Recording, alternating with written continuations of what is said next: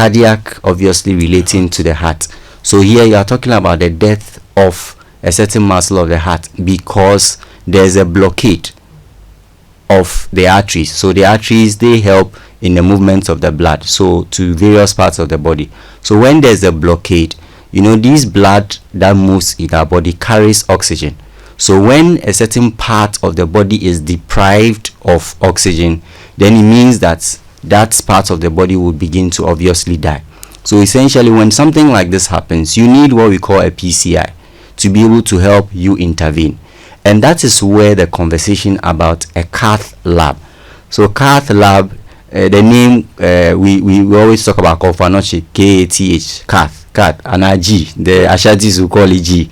So a Cath lab is spelled in the reverse. It starts with a CATH. So it's a big word for catheterization. So that is a procedure that will help intervene in situations like that. So we have what we call a Cath lab. Unfortunately, in the Ashanti enclave, we do not have such a system in place.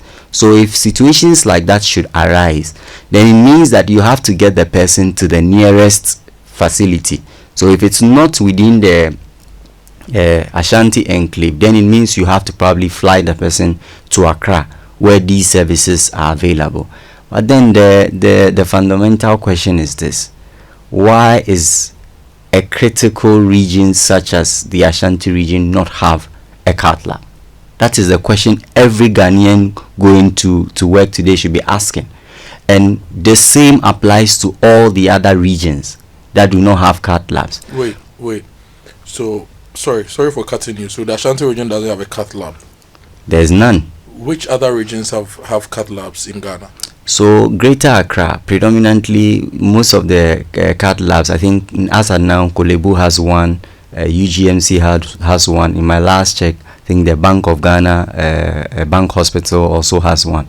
So then I think Uracare should also have one. So essentially, these are almost everything is centered in Accra. So it means that if you need such interventions, the question is, wherever you are, you have to find your way in Accra. And I realized that we've been talking about road networks and all that.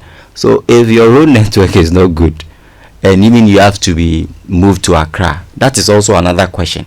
So the pockets of issues that arise in our national life all have converged at a certain point. And in this case, if your road network is not good, and in the case where the person cannot be flown into Accra, then he is saddled with using these bad routes. Frankly, sometime last year, first quarter of last year, I had a experience of being in an ambulance with a very good family relation, all the way from the central region to Accra. And you can imagine the Winneba, Kaswa, Budumburam stretch now, hellish road. You can imagine, even me who was fit at the time, I was even complaining. So you can imagine the patient at the time. And this is what the everyday Ghanaian is saddled with. I even hear that the people of Nsawam area are also planning a demonstration. Yeah. And all this has an implication on their health beyond the fact that they are complaining.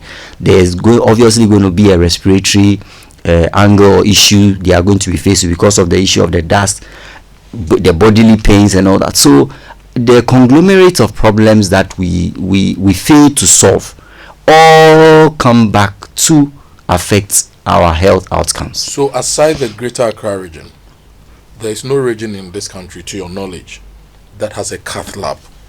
As we speak, that's not the case. So it tells you that we have a very long way to go.